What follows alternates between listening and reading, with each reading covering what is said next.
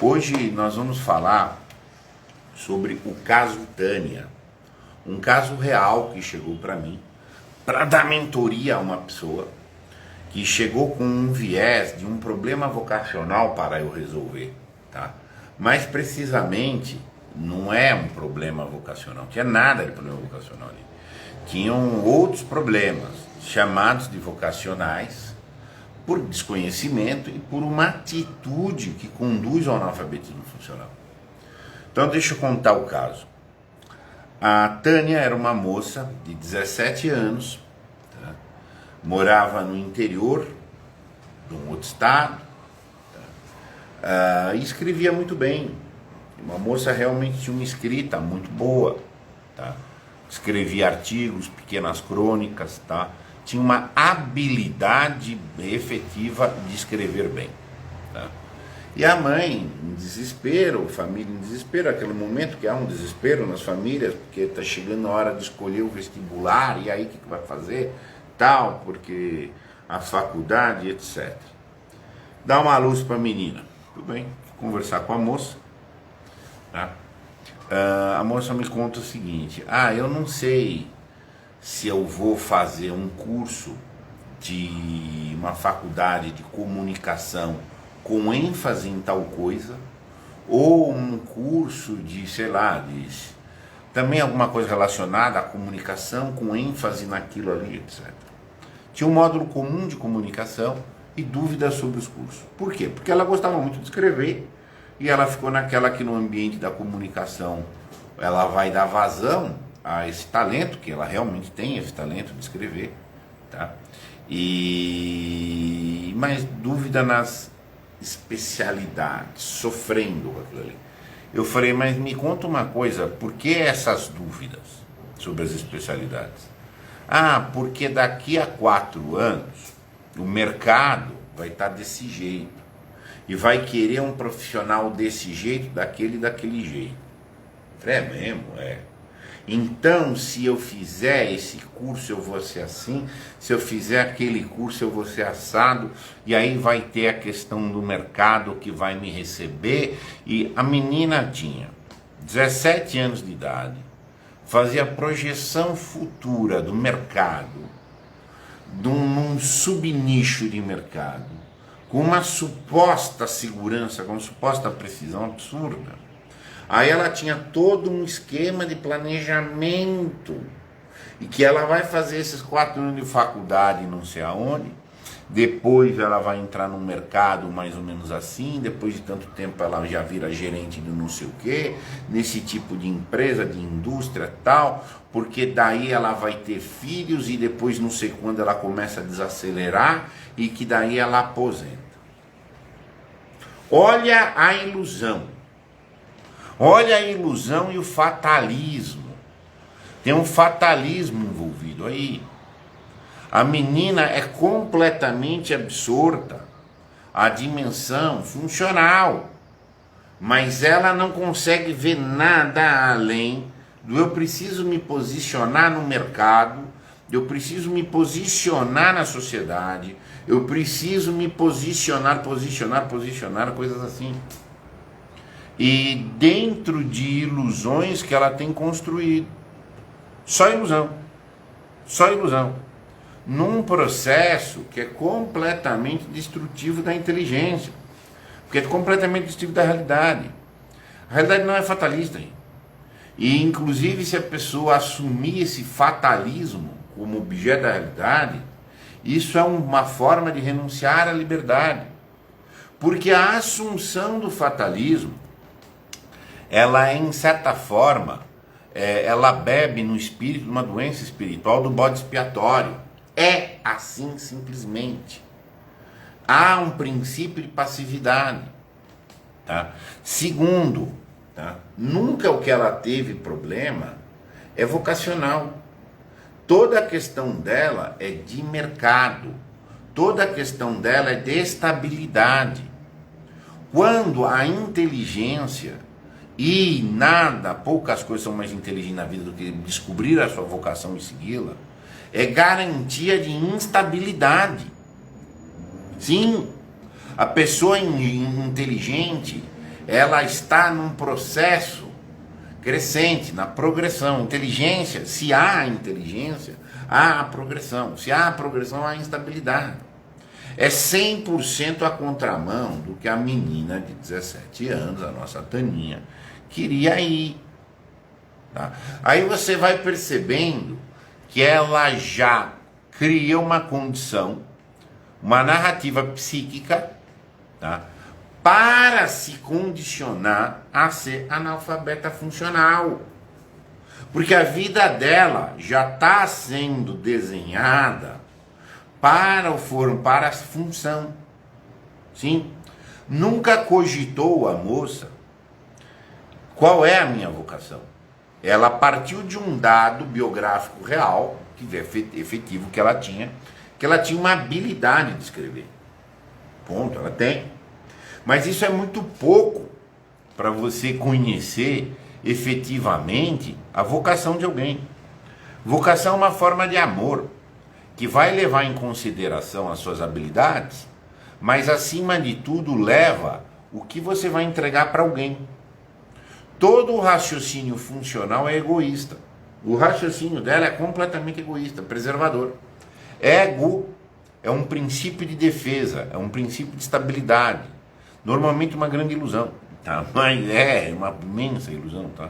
Porque a estabilidade não existe, ela só existe enquanto uma ilusão, tá? Mas, enfim, mas a disposição que ela se põe é para isso. Então, se alguém sussurrar o mercado, o que ela queria ouvir de mim? Quando o camarada é egoísta, tá? Tudo que ele quer é a validação.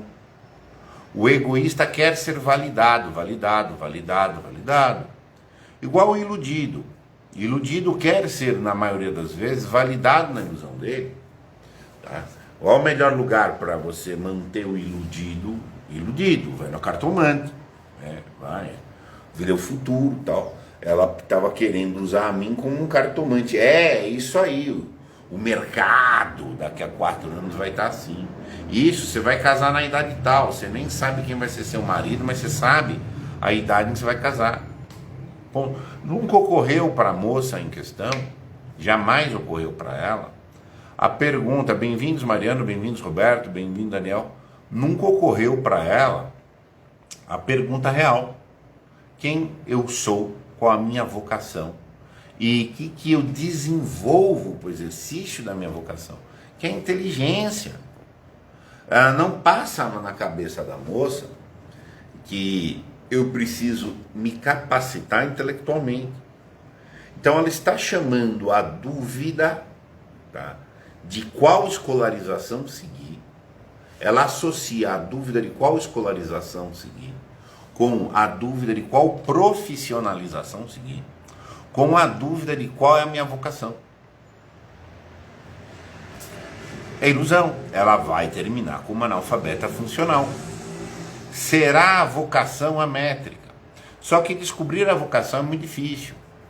E não será a piveta de 17 anos que vai saber, 99% das vezes, a sua vocação. Ela vai ter que descer, mas ela tem que saber separar. E as famílias não ajudam isso. A sociedade não ajuda, as famílias não ajudam isso. Eu vi, meu filho tem 18 anos, ele vai prestar vestibular agora. Ele está sendo bombardeado pelo mundo, que a escolha de escola que ele vai fazer vai ter um peso de uma bigorna, de que vai determinar a personalidade dele, a vida dele. Que bobagem, que ignorância, que estupidez, mas que como é uma coisa estúpida. Ele é bombardeado, porque essa é a cultura das pessoas, você está entendendo? Esse é o patamar das coisas. Então você tem que ter um mínimo de lucidez. Eu dou exemplo para ele. Eu falo, eu tenho quase na cabeça dos 50 anos que eu fiz uma guinada de reorientação de vida escolar, profissional e vocacional, sabe? Mas assim, esse fatalismo assumido desde antes é o chão firme para o analfabeto funcional. O analfabeto funcional, ele vê tudo como um fato bruto. Mandaram, fizeram, é para eu fazer. Então, quando essa moça está fazendo essas projeções, o mercado vai querer isso, o mercado vai querer. É o fato bruto, é como o chefe dando ordem. Ela não considerou jamais que ela tem que escavar em si, achar-se, tá? E aceitar a instabilidade prática, imediata da vida, que só pode ser substituída por esperança. Isso é muito elevado para ela. Então o problema que ela tem é um problema de escolarização, conectado com um problema de profissionalização, que são problemas sérios, também.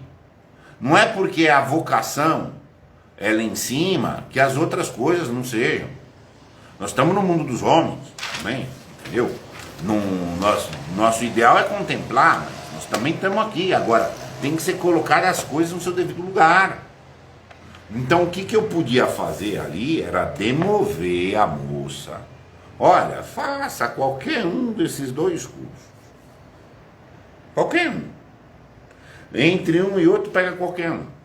Por quê? Porque nenhum deles tem o peso que você está dando.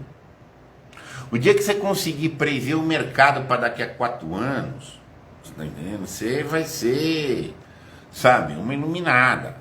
Não tem essa pretensão. Agora, seja aí você vai para a provocação, mas você se educa. Não, sim, para ter inteligência. Você desenvolve a sua inteligência, você desenvolve a sua percepção, você educa o seu imaginário, você formula raciocínios tonificados, você faz exame de consciência. Esse tipo de coisa vai conduzir-te a um processo de educação do seu ser mais. Isso é educação propriamente dita. A algum momento da vida você vai achar a sua vocação, tanto quanto você plante. Para você descobrir a sua vocação, você precisa plantar as condições para a descoberta. Tá? Então você tem que começar a estudar por estudar. Tá? Isso. Fazer autoexame, querer conhecer-se, etc. No meio do caminho, você não vai poder ser mimado, falar, eu não sei minha vocação, então não vou fazer nada. Isso é coisa de vagabundo, isso é coisa de mimado. Você tem que achar um trabalho. O trabalho é uma questão circunstancial mesmo. Eu trabalho aqui porque é perto, porque isso aqui é bem pago, porque isso aqui me dá tempo para o que eu preciso. Isso é uma questão prática da vida. E que tem que ser obedecida, tem que ser seguida. E nem toda profissão é para todo mundo. Temperamentos nossos são diferentes. Eu nunca serviria para diversas funções administrativas. Não sirvo. Tenho que fazer outra coisa. Se me tomarem, por qualquer motivo, acabar a advocacia, acabar a filosofia, eu vou ser vendedora, vou ser comunicador, mas não vou ser agora. Eu tenho que escolher, então, algum trabalho razoável a partir do mínimo de conhecimento meu. Mas isso é trabalho, isso é profissão. Isso não tem a ver com vocação. Eventualmente eu tenho que trabalhar para também poder desenvolver a minha vocação. Mas se colocar tudo junto, escolarização, profissionalização e vocação, o que acontece? É a morte da vocação e é a garantia absoluta do analfabetismo funcional. Porque tudo está em função. Uma pessoa vocacionada não está em função de nada. Nada. Ela não está em função de nada. Se você pega um escritor, ele está no máximo de liberdade, a única função dele é com Deus. É só isso. Porque é uma forma de amor. E amar é um ato divino. Você pega um escritor profissional, escritor por profissão, o cara vai escrever. Tá? Ele está em função do público. O que o público gosta, o que o público não gosta, qual que é a demanda, e eu apresento um produto. Essa é a lógica de mercado normal das coisas. Quais são as demandas que o público tem, o que o público quer ouvir. Então eles querem ouvir isso, eu vou fazer isso, eu estou em função deles. Tá? Agora você vai pegar um autor vocacionado, Machado de Assis. O homem inventou o gênero literário do realismo psicológico. Ele que constituiu isso, pelo menos no Brasil. Ele estabeleceu uma coisa e deixou uma porta aberta Porta aberta pela qual passam milhares de pessoas até hoje, passarão nos próximos séculos. Ele nunca teve vínculo com o leitor. Tem nenhum vínculo com o leitor. Ele tinha um vínculo, aquilo era a vocação dele. As pessoas não sabem disso, mas se há um vínculo entre partes, não pode haver amor. O amoroso não tem vínculo com o amado. O amado, quando muito, é um beneficiário do ato do amoroso. Mas se eu dou amor é pra você, porque é você, já não é amor, hein? Nada nenhum, isso é poder, disfarçado de outra coisa. Isso aí é qualquer outra intenção, é ego. Mas o amor é isso. Então, eu tenho que tocar a casa da crítica. Ponto. Estou lá largando tempos que eu ocupava na minha profissionalização, que eu ainda sigo profissional da advocacia, para tocar isso aqui. Conhecia o meu público de antemão. Você olha um pouco o que o público quer, precisa, mas tem que fazer o que eu preciso fazer. Porque o meu comprometimento vocacional, tá, é amplo, não é relacional, não é funcional. Você está entendendo? E então, do contrário, é ego. Do contrário, é ego. E as pessoas estão entendendo, o amor não ser relacional é a garantia de que não seja um ego, porque o ego é individual e coletivo. O analfabeto funcional tem um problema de seguir ídolos, ou praticar bodes expiatórios, porque isso exonera ele de se ver. Porque ver-se, ele tem que assumir a responsabilidade sobre si. O que a Taninha estava fazendo aqui no exemplo, é difícil às vezes entender isso, mas tinha um imenso bode expiatório aí. Porque o fatalismo é um bode expiatório. Ela tem que fazer ou esse ou aquele a partir do mercado. Mas se der errado, é o mercado que deu errado, não é ela. Exato. Porque o eu dela não é pensado. Só é quando muito pensado um eu egóico, que é uma posição dela dentro do mercado. Pivete de 17 anos tem plano de aposentadoria, gente. Então um negócio desse. Então ela já está buscando a contramão da vocação. Ela já está buscando estabilidade. Tá? Cabimento negócio desse, piveta de 17 anos tá preocupada com o que deve aposentar. Nem viveu a vida, sabe? A fase do florescimento está batendo na porta. A mulher já está ocupada com o decaimento. Sabe? Então, assim, esse tipo de situação, confundir escolarização é um problema, realmente. Mas não tem o tamanho de mudar a tua personalidade. E se você considerar essa escolarização diretamente vinculada a um problema da profissionalização, perfeito, te garanta o analfabetismo funcional. Você não reflete a dimensão da vocação, garanta a sua limitação. Você está colocando um chapéu de burro, isso chapéu, pode ter aquele chapéu de cone e põe na cabeça. Que é burrice. Ah, mas está todo mundo fazendo essa burrice. Eu sei, eu vivo no mundo, gente. Vejo essas coisas. 92% da população não tem acesso à linguagem.